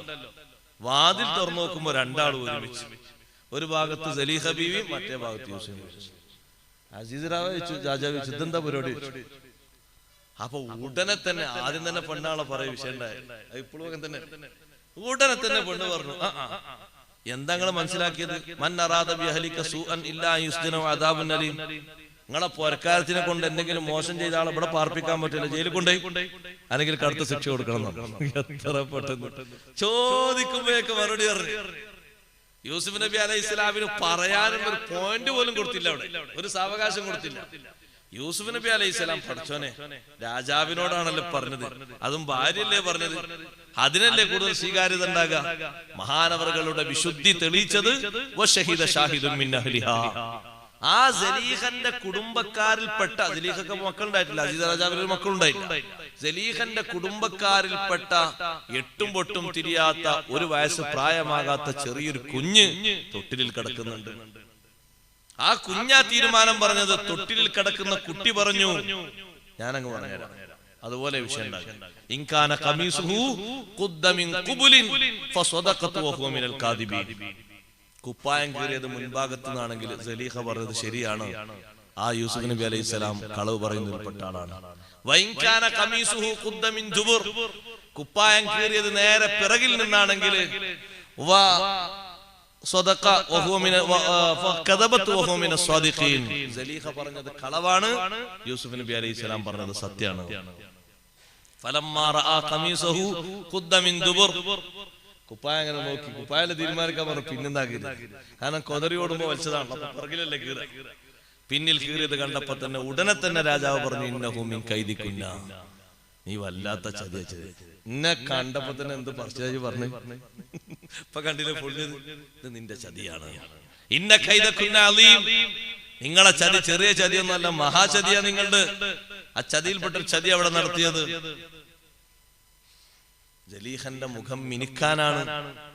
അവസാനം ജയിലിലടക്കണമെന്ന് ഉറച്ച തീരുമാനം. അതോടൊപ്പം ബഹുമാനപ്പെട്ട യൂസുഫ് നബി അലൈഹിസ്സലാം അള്ളാഹിനോട് പ്രാർത്ഥിച്ചിട്ടുണ്ട്, പടച്ചോനെ ഈ പെണ്ണുങ്ങളെ ഈ പറച്ചിലും കാര്യങ്ങളും കേട്ടിട്ട് ഇവിടെ നിൽക്കുന്നതിനേക്കാളും എനിക്ക് നല്ലത് ജയിലാണ്, അതുകൊണ്ട് എനിക്ക് ജയിൽവാസം തരണം എന്ന് ചോദിച്ചു വാങ്ങിയപ്പോ ഫസ്തജാബ ലഹു റബ്ബുഹു, റബ്ബ് അതിന് ഉത്തരം ചെയ്തു. അത് വേറൊരു ദീനീ ദഅവത്തിന് യൂസുഫ് നബി അലൈഹിസ്സലാമിന് മാതൃകയായി, മാർഗമായി. വല്ലാത്ത പരിശുദ്ധിയോടുകൂടെയല്ലേ പിന്നെ തിരിച്ചു വരുന്ന വരവ്. അത് സലീഹ മാത്രമല്ല, ആരോപിച്ച പെണ്ണുങ്ങൾ അടക്കം പറഞ്ഞല്ലോ, ഞങ്ങൾ അദ്ദേഹത്തിൽ നിന്ന് ദുസ്വഭാവത്തിന്റെ ചെറിയൊരു ശകലം പോലും ഞങ്ങൾക്കറിവില്ല. അപ്പോഴാണ് സലീഹയും തുറന്നു പറഞ്ഞത്, അൽ ആന ഹസ്ഹസല്ലഖ്, ഇത് ശരിയാണ്, അന റാവത്തുഹു, ഞാൻ അങ്ങോട്ട് ആവശ്യപ്പെട്ടതാണ്, വ ഇന്നഹു ലമിന സ്വാദിഖീൻ, യൂസുഫ് നബി സത്യവാൻമാരിൽപ്പെട്ട ആളാണ്. അല്ലാഹു ഡയറക്റ്റ് ആയി തെളിയിച്ചൊരു തെളിയിക്കലാണ്. മറ്റൊന്ന് ബഹുമാനപ്പെട്ട നബിയുല്ലാഹി മൂസ അലൈഹിസ്സലാം. മൂസാ നബി അലൈഹിസ്സലാം വലിയ ഹയാ ഉള്ള നബിയാണ്. മൂസാ നബിന്റെ ശരീരത്തിൽ ശരിക്കും മറച്ചു കുളിച്ചോണമെന്നില്ല. പൊതുവിൽ കുളിക്കുകയാണെങ്കിൽ ഓപ്പൺ ആയിട്ട് കുളിക്കാന്നാണ് അവിടുത്തെ അന്നത്തെ ശരീരത്ത്. അങ്ങനെ നമ്മളെ ശരീരത്തിൽ അങ്ങനെ അല്ല കേട്ടോ. ചില മഹാന്മാരുണ്ട് തോട്ടിൽ നിന്ന് മറ്റോ കുളിക്കും. കുളിക്കുന്നതിന് യാതൊരു കുഴപ്പമില്ല. ആ കുളി കഴിഞ്ഞിട്ട് അവിടെ നിന്നുണ്ട് ഒരു തല തോർക്കൽ, അതാണ് സഹിച്ചുകൂടാത്തത്. കുളിയൊക്കെ കഴിഞ്ഞിട്ട് അവിടെ നിന്ന് ഒരു തോർത്തലുണ്ട്, ആ മുണ്ടൊക്കെ ഉണ്ടായിച്ചിട്ട് അത് നിനക്ക് സഹിച്ചൂടാ. അത് പരിസരത്തുകൂടെ ആണാണെങ്കിലും പെണ്ണാണെങ്കിലും പോകുമ്പോ അത് സഹിച്ചൂടാ. അങ്ങനെ അതൊരു വല്ലാത്ത ഒരു കനക്ക് വെള്ളാണെങ്കിൽ പിന്നെ ഒരു മറണ്ട് നോക്കാം. ഇത് തെളിഞ്ഞ വെള്ളാകുമ്പോ സംഗതി ഒരു ഗുരുതരല്ലേ. അപ്പൊ നല്ലോണം ഹയാഓടെ ജീവിക്കുന്ന ആളാണ് മൂസാ നബി അലൈഹിസ്സലാം. അന്നത്തെ ആൾക്കാർ മറക്കാതെ കുളിക്കാം. 4-5 ആള് കുളിക്കണമെങ്കിൽ ഓപ്പൺ ആയിട്ട് കുളിക്കാം, ഓരോ ശരീരത്ത് അങ്ങനെ. പക്ഷെ എന്നാലും മൂസാ നബി അലൈഹിസ്സലാം മറച്ചേ കുളിക്കും. ഒരു പുക്കിള് മുതൽ മുട്ട് വരെയുള്ള മറ സ്വീകരിച്ചേ കുളിക്കും. നമ്മളൊന്ന് ടോയ്ലറ്റിൽ ബാത്റൂമിൽ കുളിക്കുകയാണെങ്കിൽ അഫ്ലൽ മറയോടെ കുളിക്കലാണ്. അഫ്ലലും കൂടുതൽ സുന്നത്തും സംഗതി അങ്ങനെ. മറ്റേത് ജായിസാണ്, മറയില്ലാതെ കുളിക്കല്. ഒന്ന് തണുപ്പിന് വേണ്ടിയോ അല്ലെങ്കിൽ മൊത്തം വൃത്തിയാക്കലോ മൊത്തം വെള്ളം കൊള്ളിക്കാനൊക്കെ ജായിസ. അഫ്ലലായ ശൈലിയും സുന്നത്തും മറയോടെ കുളിക്കലാണ്. എവിടെ? സ്വകാര്യതയിൽ. ഓപ്പൺ ആകുമ്പോൾ പറ്റില്ല, പൊതുവിലാവുമ്പോൾ പറ്റില്ല. അത് പ്രത്യേകം ശ്രദ്ധിക്കേണ്ടതുണ്ട്. അപ്പോ മൂസാ നബി അലൈഹിസ്സലാം ഇങ്ങനെ കുളിക്കുമ്പോ കുറച്ച് ആൾക്കാർ, മൂസാ നബിയെ വിശ്വസിച്ച ആൾക്കാരുണ്ട്, നമ്മളൊക്കെ മറല്ലാതല്ലേ കുളിക്കണം, മൂപ്പർ എന്തായാലും മറണ്ട് എന്തോ ഒരു കുഴപ്പമുണ്ട് മൂപ്പർക്ക് ഉണ്ടെങ്കിൽ ആൾക്കാർ ഓരോ ചിന്ത നോക്കി കുളിക്കാനും പൊതുവിൽ ആൾക്കാർ എന്തോ ഒരു തകരാറ്, എന്താ അവിടെ എന്തോ ഒരു കുഴപ്പമുണ്ടാവും, അല്ല അങ്ങനെ മറക്കൂലല്ലോ. അപ്പൊ വേറെ കുറച്ച് ആൾക്കാർ പറഞ്ഞു മൂപ്പർക്കൊരു വൃഷ്ണരോഗം ഉണ്ടാകാൻ സാധ്യത ഉണ്ട്, അല്ല എന്തിനാ മൂപ്പർ അങ്ങനെ മറക്കണം, ആൾക്കാർ അതുകൊണ്ടാ നമ്മളോട് ഖുർആൻ പറഞ്ഞത്, ഓ മുഅ്മിനീങ്ങളെ, മൂസാ നബിന്റെ ഒരു ടീമോട് ജീവിച്ചു പോയിട്ടുണ്ട്. ലാ തകൂനു കല്ലദീന ആദോ മൂസ, മൂസാ നബിനെ ഇടങ്ങേറാക്കിയ പോലെ നിങ്ങൾ ആ ഇടങ്ങേറുള്ള ആൾക്കാരാകരുത്. എന്നിട്ട് ഫബറഅഹു അല്ലാഹു മിമ്മാ ഖാലു, അല്ലാഹു ഡയറക്റ്റ് ആയിട്ട് ആ നിരപരാധിത്വം കൊണ്ട് തെളിയിക്കേണ്ടി വന്നു. അങ്ങനത്തെ ഒരു ഇടങ്ങേറ് നിങ്ങൾ ഉണ്ടാക്കരുത് എന്ന് നമ്മൾ വിളിച്ചല്ല പറഞ്ഞത്. ഇത് വല്ലാത്തൊരു ഇടങ്ങേറാണ്. ഇത് നോക്കി അല്ലാഹു തആല അല്ലാതെ ആരാധന പരസ്യപ്പെടുത്തി തെളിയിക്കണ്ടേ? അതിന് സന്ദർഭം വേണ്ട. മൂസാ നബി അലൈഹി സ്വലാം കുളിക്കാൻ വന്നു. കുളിക്കാൻ ഉടുക്കുന്ന ഡ്രസ്സ് കല്ലുമലുണ്ട്, മറ്റേ ഡ്രസ്സ് അങ്ങോട്ട് അയച്ചു വെച്ച് അതിങ്ങോട്ട് എടുക്കാൻ നോക്കുമ്പോഴേക്കും കല്ലങ്ങോട്ട് ഓടി. 2 ഡ്രസ്സ് അയച്ചു വെച്ച ഡ്രസ്സും കുളിക്കാൻ എടുക്കുന്ന ഡ്രസ്സും കല്ല് ഓടി. കല്ലോടിയപ്പോ കല്ലിന്റെ പിന്നാലെ മൂസാ നബി, സൗബി ഹജർ, കല്ല് എന്റെ തുണി കൊണ്ടാ എവിടുക്ക ഓടുന്നത്, പിന്നാലെ ഓടി. നല്ലൊരു വടിന് മൂസാ നബിന്റെ മൂസാ നബി ഇങ്ങനെ ഈറ പിടിച്ചിട്ട് കല്ല് ഓടല്ലേ. അങ്ങനെ ഓടുന്ന ഓട്ടത്തിൽ ഈ ആരോപണം നടത്തുന്ന കുറച്ച് ആൾക്കാർ അല്ലാഹു തആല ഈ ശരീരം കാണിച്ചു. കണ്ടപ്പോഴേക്ക് അവർ പറഞ്ഞു, ഇത്ര അഴകുള്ള ഒരു ശരീരം, ഇത്ര സൗന്ദര്യമുള്ള ഒരു ശരീരം, ഇത്ര കമാലത്തുള്ള ഒരു ശരീരം നമ്മൾ കണ്ടിട്ടില്ല, എന്തൊരു ഭംഗിയാണ്, ഒരു കുഴപ്പമില്ല എന്ന് അവർ മറ്റുള്ളവരെ കൊണ്ട് പറയിപ്പിച്ച് അവരെ വിശ്വാസം അല്ലാഹു സംരക്ഷിച്ചു. മൂസാ നബി അലൈഹി സ്വലാമിന്റെ നിരപരാധിത്വം അല്ലാഹു തെളിയിച്ചു. എന്തൊരു മനുഷ്യന്മാരങ്ങൾ നോക്കാൻ, കുളിക്കാനും വിടൂല. ഇത് അല്ലാഹു ഡയറക്റ്റായി തെളിയിച്ചത്. മറ്റൊന്ന് ബഹുമാനപ്പെട്ട സയ്യിദത്തുനാ ബീവി മറിയം റളിയല്ലാഹു അൻഹ. മറിയം ബീവിക്ക് കുട്ടിണ്ടാണ് ആർക്കും ഒരു പ്രശ്നമില്ല. മറിയം ബീവി ഒറ്റക്ക് താമസിക്കുന്നു ബെത്ലഹേമിൽ, ആ മലന്റെ മുകളിൽ. അന്ന് അവിടെ ബിൽഡിംഗ് ഒന്നുമില്ല. ബൈത്തുൽ ലഹം എന്ന് പറയുന്ന ബെത്ലഹേമിൽ ഒറ്റക്ക് താമസിക്കാണ്. കുറച്ച് ഈത്തപ്പന മരങ്ങളുണ്ട്, കുറച്ച് ഉണങ്ങി നിൽക്കുന്നു, അല്ലാത്ത കുന്ന. മറിയം ബീവി റളിയല്ലാഹു അൻഹക്ക് കുട്ടി ജനിച്ചു എന്ന് കേട്ടപ്പോഴേക്ക് താഴ്ന്ന ആൾക്കാരൊക്കെ പാഞ്ഞു കയറാൻ തുടങ്ങി മേലെ. അങ്ങനെയുണ്ടോ കല്യാണം കേൾക്കാതെ അങ്ങനെ വിഷയം. എല്ലാവരും ഓടിച്ചാടി മറിയം ബീവിനെ ചീത്ത പറഞ്ഞ്, എന്റെ അമ്മ നല്ല ആളല്ലേ, ബാപ്പ നല്ല ആളല്ലേ, എന്തൊക്കെ വർത്താന പറഞ്ഞ. മറിയം ബീവി റളിയല്ലാഹു അൻഹ നിലപാട് സ്വീകരിച്ചു. അല്ലാഹു അല്ലേ എനിക്ക് കുഞ്ഞിനെ തന്നത്, അതുകൊണ്ട് അല്ലാഹു ഇതിന് മാർഗം കാണിച്ചു തരും. നേരെ കുട്ടിന്റെ അടുത്ത് ഇങ്ങനെ ചൂണ്ടിക്കാണിച്ചു കൊടുത്തു. മിണ്ടിയത് പോലും ഇല്ല കുട്ടിന്റെ അടുത്ത് ഇങ്ങനെ.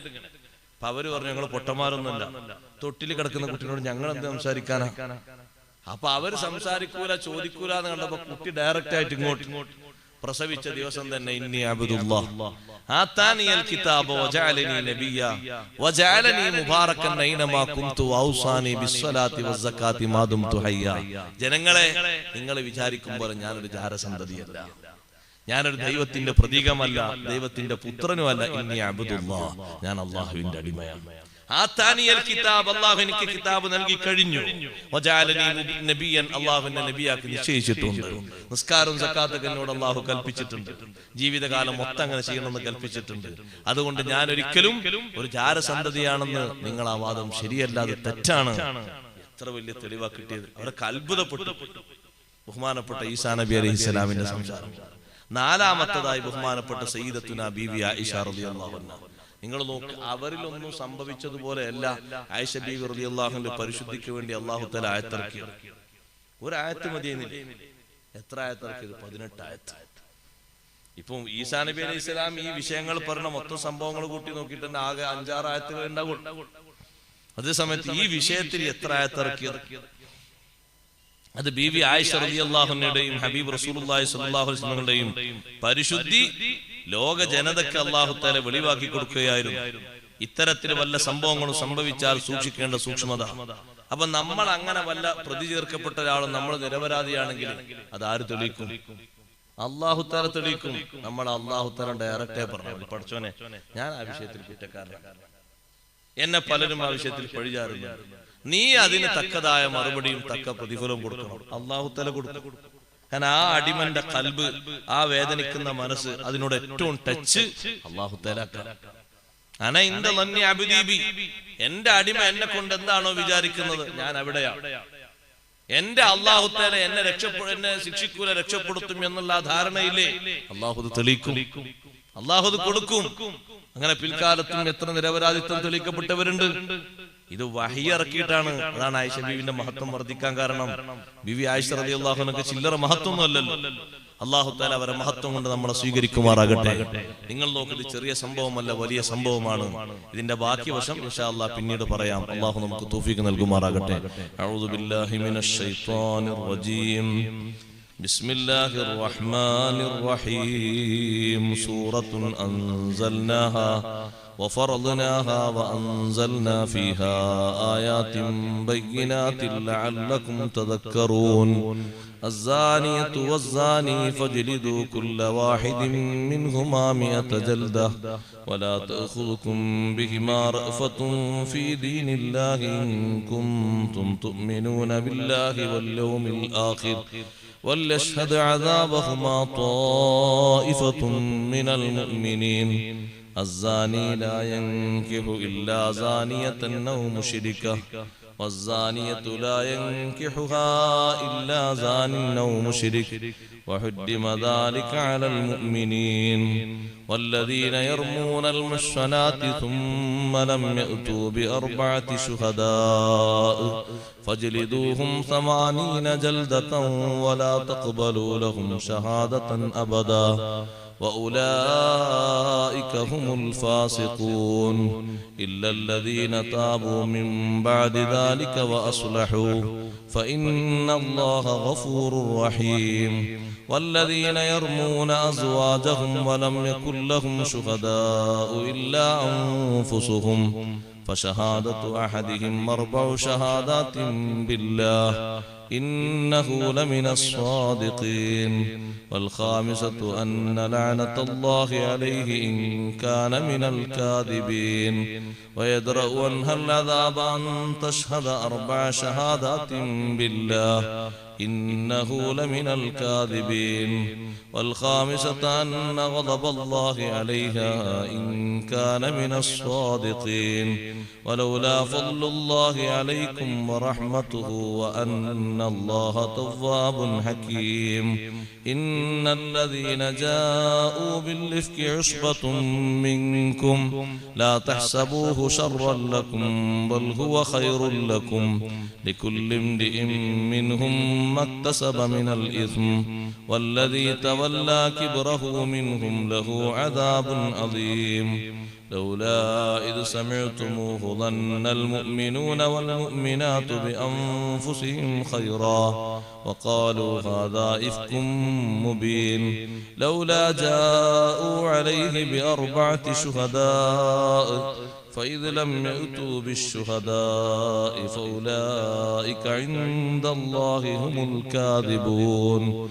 ولولا فضل الله عليكم ورحمته في الدنيا والآخرة لمسكم فيما أفضتم فيه عذاب عظيم إذ تلقونه بألسنتكم وتقولون بأفواهكم ما ليس لكم به علم وتحسبونه هينا وهو عند الله عظيم صدق الله العظيم صدق وصدق وبلغ رسوله النبي الكريم ونحن على ذلك من الشاهدين الشاكرين والحمد لله رب العالمين.